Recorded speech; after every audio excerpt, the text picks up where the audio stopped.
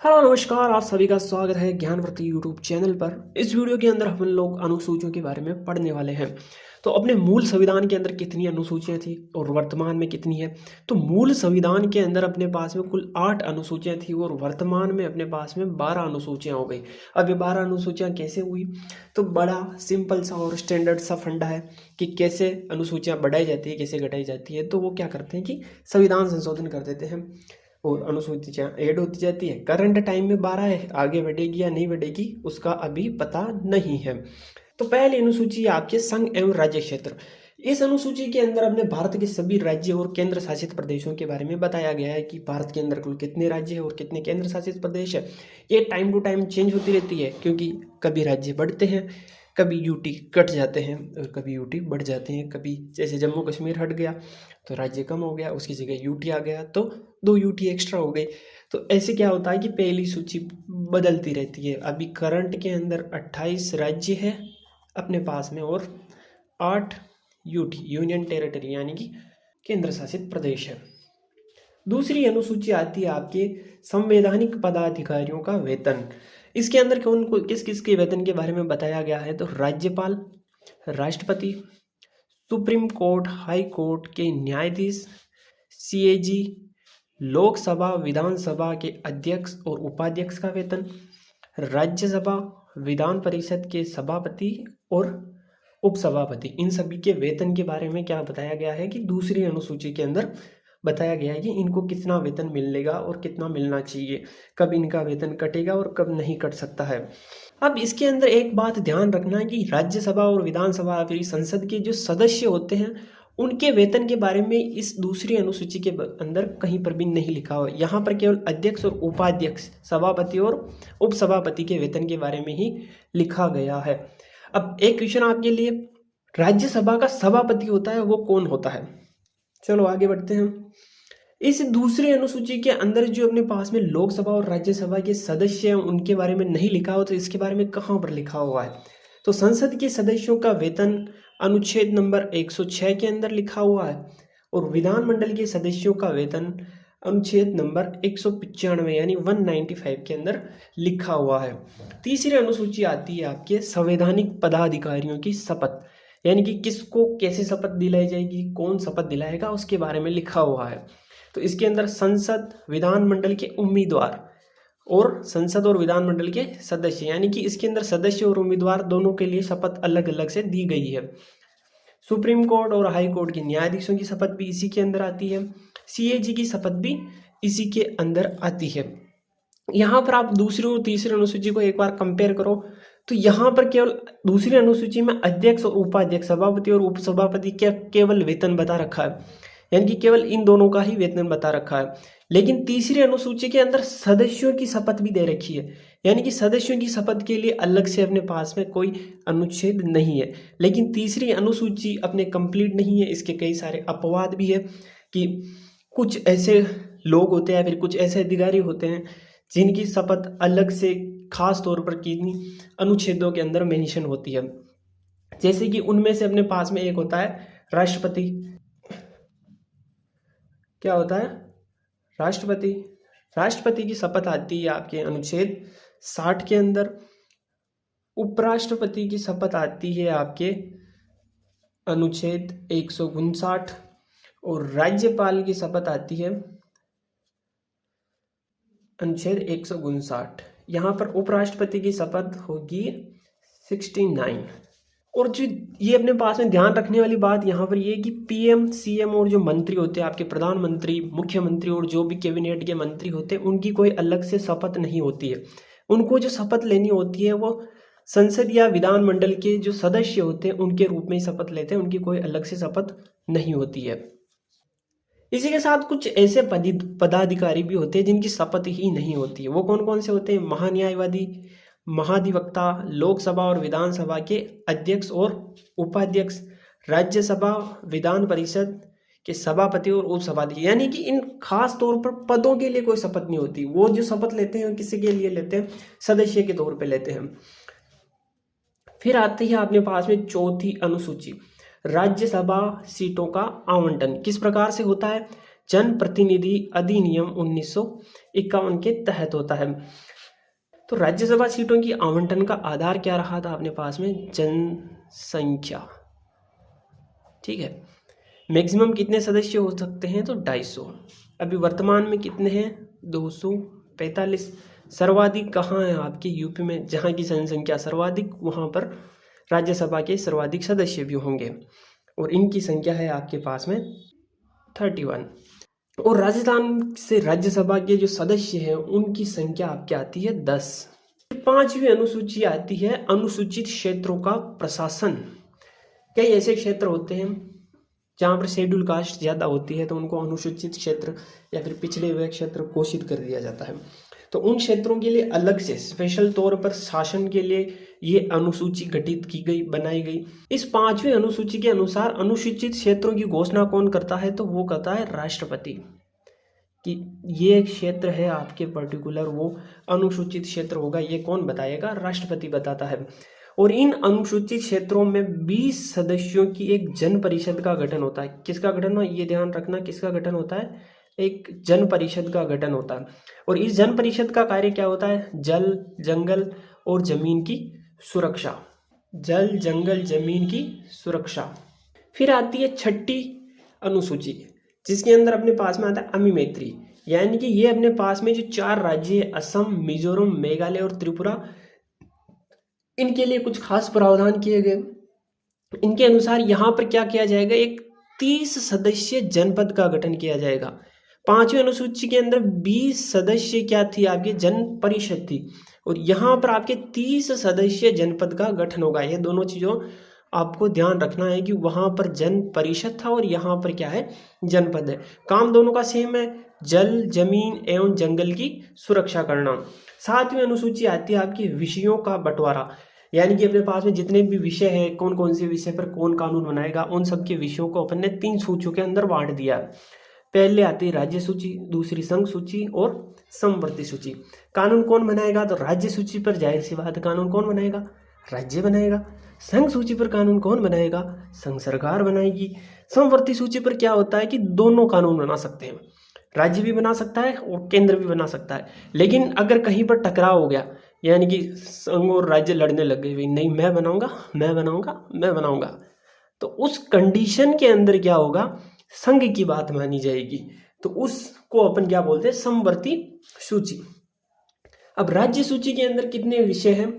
तो मूल तो अपने पास में राज्य सूची के अंदर 66 यानी 66 विषय थे, और अभी करंट टाइम में 61 विषय है।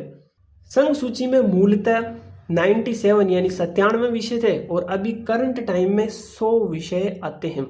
समवर्ती सूची की बात करी जाए तो मूलतः इसके अंदर 47 विषय थे, और अभी करंट टाइम में 51 विषय आते हैं। यहाँ जो समवर्ती सूची के अंदर आपको विषय बढ़े हुए दिख रहे हैं, तो यहाँ पर 5 विषय बढ़ाए गए थे। कौन से संविधान संशोधन से? तो 42वें संविधान संशोधन से 5 विषय जोड़े गए थे। तो यहाँ पर ये हो जाएगा आपके 52 विषय करंट में आपके पास में समवर्ती सूची के अंदर 42वें संविधान संशोधन के द्वारा 5 विषय जोड़े गए थे। फिर आती है आपके अवशिष्ट विषय। देखो ये होते हैं अवशिष्ट विषय। अवशिष्ट विषय ऐसे विषय होते हैं जिन पर ये नहीं होता कि राज्य सरकार कानून बनाएगी, संघ सरकार कानून बनाएगी, इनको बांटा ही नहीं गया, ये ऐसे ही पड़े हुए, तो इन पर हमेशा कानून कौन बनाएगा? तो संघ सरकार यानी कि केंद्र सरकार कानून बनाएगी। और अनुच्छेद कौन सा है? अनुच्छेद 248 है, याद कर लेना। फिर आती है आपके 8वीं अनुसूची, जिसके अंदर भाषा का उल्लेख किया गया है। मूल संविधान के अंदर जो आपके 8वीं अनुसूची थी उसके अंदर 14 भाषाएं शामिल थी, लेकिन वर्तमान में इनकी संख्या बढ़कर कितनी हो गई? 22। कैसे बढ़ी? मैंने वही कहा, संविधान संशोधन करते हैं, संविधान संशोधन करके अपन क्या करते हैं? नई भाषाएं ऐड करते जाते हैं। तो जो 15वें नंबर की भाषा थी वो सिंधी। कौन से संविधान संशोधन? 21वें संविधान संशोधन 1967 से ऐड की गई। फिर आपके साथ में फिर आपके आता है 71वां संविधान संशोधन, जिसके अंदर 3 भाषाएं एक साथ जोड़ी गई, 16वीं, 17वीं और 18वीं, नेपाली, मणिपुरी, कोंकणी। तरीका क्या है? नमक हरामी नहीं करने का। ये जो आपके नमक है, इससे याद कर लेना कि 71वें संविधान संशोधन 1992 द्वारा संविधान की 8वीं अनुसूची के अंदर 3 भाषाएं जोड़ी गई। कौन कौन सी थी? नेपाली, मणिपुरी, कोंकणी। न से नेपाली, मैं से मणिपुरी, कैसे कोंकणी, नमक। फिर होता है अपने पास में 92वां संविधान संशोधन 2003, जिसके अंदर 4 और भाषाएं जोड़ी गई, बोडो, डोगरी, मैथिली और संथाली। कैसे याद करोगे? BDMS, 2-3 बार पढ़ोगे याद हो जाएगा। BDMS, BDMS, BDMS। कौन कौन सी? बोडो, डोगरी, मैथिली और संथाली। यहाँ पर M मतलब मैथिली और यहाँ पर मैं मतलब मणिपुरी, इन दोनों में कन्फ्यूजन नहीं करने का। पहले क्या पढ़ने का? पहले पढ़ोगे मणिपुरी। हमेशा जब पढ़ो तो पहले याद रखनी मणिपुरी और बाद में याद रखनी है मैथिली। तो ऊपर आएगा नमक, फिर आएगा BDMS। कैसे याद रखोगे? 21, 71, 92, 21, 71, 92, 21वां संविधान संशोधन, 71वां संविधान संशोधन, 92, 67, 92, 2003, 67, 92, 2003। कौन कौन सी जोड़ी गई? नमक, BDMS, नमक, BDMS। इसको तो अलग से याद कर लोगे, एक ही है। 15वीं किससे जोड़ी गई? 21वें संविधान संशोधन से जोड़ी गई। कब हुआ था? 1967 में हुआ था, सिंधी। फिर आता है आपके नमक, BDMS, नेपाली, मणिपुरी, कोंकणी। फिर आता है बोडो, डोगरी, मैथिली और संथाली।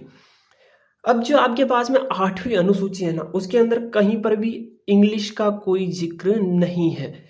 यानी कि ये अपने पास में 22 जो भाषाएं हैं, इन 22 भाषाओं के अंदर इंग्लिश नहीं है शामिल। अब राजस्थानी भाषा को 8वीं अनुसूची में शामिल करने के लिए मांग की जा रही है, तो इसके लिए क्या कहा सरकार ने? पहले तुम व्याकरण तो बनाओ भैया, व्याकरण नहीं है तुम्हारे पास, जबकि अपने पास में व्याकरण है। व्याकरण बनाने के लिए क्या किया गया था? राजस्थानी भाषा के व्याकरण हेतु एक समिति गठित की गई ओंकार सिंह लखावत की अध्यक्षता में। तो इसको अपन बोल सकते हैं ओंकार सिंह लखावत समिति। 8वीं अनुसूची के अंदर शास्त्रीय भाषाएं भी शामिल है। पहले कितनी थी? 6 शास्त्रीय भाषाएं थी। कौन कौन सी थी? संस्कृत, उड़िया, तमिल, तेलुगु, कन्नड़ और मलयालम। लेकिन अभी करंट अक्टूबर 2024 के अंदर आपके 5 और जो भाषाएं हैं उनको शास्त्रीय भाषाओं का टाइटल दिया गया। वो उनको कैसे याद करोगे? तो PPMBA। क्या है? PPMBA, प्राकृत, पाली, मराठी, बंगाली और असमिया। फिर आपके आती है 9वीं अनुसूची। देखो, वो जो अपने पास में 8 अनुसूचियां थी वो मूल संविधान के अंदर थी। अब जो 9वीं, 10वीं और 11वीं अनुसूची आएगी, 9वीं, 10वीं, 11वीं और 12वीं अनुसूची जो आएगी, वो कैसे शामिल की गई? संविधान संशोधन करके संविधान के अंदर शामिल की गई। पहली जो आपकी आती है, पहली या फिर ऐसे कहूँ कि 9वीं अनुसूची, जिसको संविधान संशोधन करके शामिल किया गया था, तो वो है भूमि सुधार, 9वीं अनुसूची। कौन सा संविधान संशोधन था? पहला ही संविधान संशोधन था, 1951 था। अब जोड़ने की क्या जरूरत पड़ी? तो देखो, जैसे जब देश आज़ाद हुआ तब बहुत सारे जमींदार थे, उनके पास में काफ़ी ज़्यादा जमीन थी। कई ऐसे लोग भी थे जिनके पास में कुछ नहीं था, ठंडन पाल, मदन गोपाल, बिल्कुल मेरे जैसे। तो उन लोगों से जमीन लेने के लिए, या फिर आप कहो कि राजाओं महाराजाओं के पास में बहुत सारी जमीन थी, उस जमीन को सरकारी अधिग्रहण में लेने के लिए क्या किया गया था? भूमि सुधार लाया गया था और 9वीं अनुसूची के अंदर जोड़ा गया था। क्यों?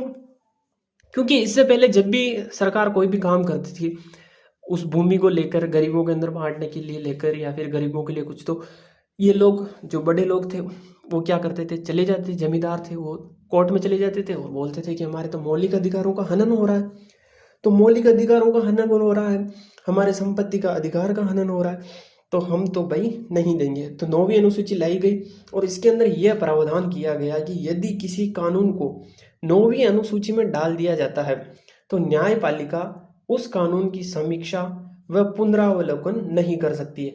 अब तुम कुछ भी कर लो, तुम कोर्ट में जा ही नहीं सकते भैया। फिर आपकी आती है 10वीं अनुसूची, दल बदल। इसको जोड़ा गया था 52वें संविधान संशोधन 1985 के टाइम पर, क्योंकि उस टाइम पर 1980 से 1985 के बीच में भारत के अंदर काफ़ी ज़्यादा राजनीतिक अस्थिरता रही थी, स्टेट्स के अंदर भी और सेंटर के अंदर भी। बार बार सरकार गिर जा रही थी, कोई इधर जा रहा था, कोई उधर जा रहा था। तो उनके लिए रोक लगाने के लिए ये अनुसूची जोड़ी गई, क्योंकि वो कहते हैं ना, कुत्तों को हड्डी और नेताओं को नोट की गड्डी, जिस तरफ दिखती है वह उसी तरफ लपक पड़ते हैं। तो इसलिए उनके इस रवैये पर रोक लगाने के लिए 10वीं अनुसूची लाई गई। यानी कि अब हर कोई दल बदल नहीं कर सकता है कि एक पार्टी को जब मन चाहे छोड़ दे, जब मन चाहे दूसरी पे चला जाए, ऐसा नहीं हो सकता है। अब किस किस कंडीशन के अंदर अपन दल बदल मानेंगे या फिर दल बदल लगेगा, तो यदि कोई सदस्य पार्टी छोड़ दे या व्हिप का उल्लंघन करे, यानी पार्टी की अपनी अपनी व्हिप होती है, कुछ नियम कायदे कानून होते हैं, उनका उल्लंघन कर रहा है कोई सदस्य या फिर पार्टी को छोड़ रहा है, तो उस पर दल बदल का कानून लगेगा और उसकी सदस्यता खारिज कर दी जाएगी, यानी कि वो अब विधानमंडल या विधानसभा या लोकसभा का सदस्य नहीं रहेगा। यदि कोई निर्दलीय व्यक्ति है और वो किसी पार्टी में चला गया, यानी कि अब जैसे कि कोई भी निर्दलीय खड़ा हुआ, जैसे मैं ही खड़ा हुआ, एमएलए बन गया और फिर मैंने सोचा भाई मैं तो कांग्रेस में मिल जाऊँ, तो ऐसा नहीं हो सकता है। मैं कांग्रेस को ज्वाइन नहीं कर सकता, यानी कि कोई भी निर्दलीय चुनाव लड़ा हुआ आदमी किसी भी पार्टी को ज्वाइन नहीं कर सकता है। अगर ऐसा उसने किया तो उसकी सदस्यता रद्द हो जाएगी। हाँ, वो अलग बात है कि आप किसी भी पार्टी को समर्थन दे सकते हो, जैसे कि रविंद्र सिंह बाटी जैसे अपने एमएलए बने तो उन्होंने बीजेपी को अपना समर्थन दिया, बीजेपी ज्वाइन नहीं की लेकिन बीजेपी को समर्थन तो दिया, तो वो क्या है, उस कंडीशन के अंदर उनकी सदस्यता खारिज नहीं की गई। लेकिन अगर वो ऐसा करते कि बीजेपी के अंदर ज्वाइन ही हो जाते तो उस टाइम पर उनकी सदस्यता निरस्त कर दी जाती या खारिज कर दी जाती। अब कई बार ऐसा होता है कि कई सदस्यों को मनोनीत कर दिया जाता है, तो अगर वो मनोनीत सदस्य है तो उसको 6 महीने के भीतर भीतर किसी भी पार्टी की सदस्यता लेनी होगी। अगर उसने नहीं किया, ऐसा किसी पार्टी को ज्वाइन नहीं किया, वो कहेगा हम तो निर्दलीय भाई बिल्कुल ऐसे ही रहेंगे, तो भाई काम नहीं चलने वाला, उसकी सदस्यता भी खारिज कर दी जाएगी और उसको भी दल बदल के अंदर माना जाएगा। अब इसमें छूट कब कब है और कौन कौन सी जगह पर है, तो छूट के लिए क्या है, अगर 2/3 सदस्य किसी भी पार्टी के जितने भी जीते हुए सदस्य हैं उनमें से 2/3 सदस्य अगर पार्टी छोड़कर जाते हैं तो भैया ये क्या होगा, दल बदल के अंदर नहीं आएगा। पार्टी का किसी दूसरी पार्टी में विलय हो जाए, माना कि बहुत सारी छोटी छोटी पार्टियां होती हो, क्या करती है बाद में थक जाती है भाई अब नहीं होगा, तो वो विलय कर लेते हैं दूसरी पार्टियों के अंदर, तो उस कंडीशन के अंदर भी क्या होगा, दल बदल नहीं माना जाएगा। अगर गठबंधन कर ले तो कोई सरकार, जैसे कि अभी बीजेपी सरकार है, एनडीए गठबंधन के अंदर आती है, एनडीए गठबंधन के अंदर आती है, तो इनके जो भी गठबंधन के साथी है उनकी सदस्यता निरस्त नहीं की जा सकती, क्योंकि उन्होंने पहले ही गठबंधन कर लिया। पहले करो या फिर सरकार बनने के बाद में भी कर सकते हैं, लेकिन गठबंधन होना चाहिए। आप पार्टी छोड़कर दूसरी पार्टी में नहीं जा रहे हो, ऐसा नहीं होना चाहिए। या फिर ऐसा हो सकता है कि आपके कारणों की वजह से आपको पार्टी से ही निकाल दिया जाए, ऐसे में भी आपकी सदस्यता निरस्त नहीं होगी, इस कंडीशन में भी आप एमएलए बने हुए रहोगे। अब जो ये दल बदल हुआ है या नहीं हुआ है, इसका निर्णय कौन करेगा, तो जो सदन होगा उस संबंधित सदन का अध्यक्ष ये निर्णय लेगा कि दल बदल हुआ है या नहीं हुआ है। फिर आता है आपकी 11वीं अनुसूची, पंचायती राज 73वें संविधान संशोधन 1992 के द्वारा जोड़ी गई। इसके अंदर 29 विषय आते हैं, ये चीज़ आपको अच्छे से ध्यान रखनी है। फिर आती है आपकी 12वीं अनुसूची, नगरीय निकाय इसके अंदर आता है, 74वें संविधान संशोधन 1992 के द्वारा जोड़ी गई और 18 विषय इसके अंदर आते हैं। अब ये जो मैंने जहाँ जहाँ पर भी संविधान संशोधन की बात की और जहाँ जहाँ पर भी संविधान संशोधन लिखा है कि आपके 9वीं अनुसूची को किस संविधान संशोधन के तहत जोड़ा गया, 10वीं को किसके तहत जोड़ा गया, 11वीं को किसके तहत जोड़ा गया, 12वीं को किसके तहत जोड़ा गया, तो ये सारे संविधान संशोधन आपको याद होने चाहिए, क्योंकि एग्जाम के अंदर क्वेश्चन संविधान संशोधन से आता ही आता है।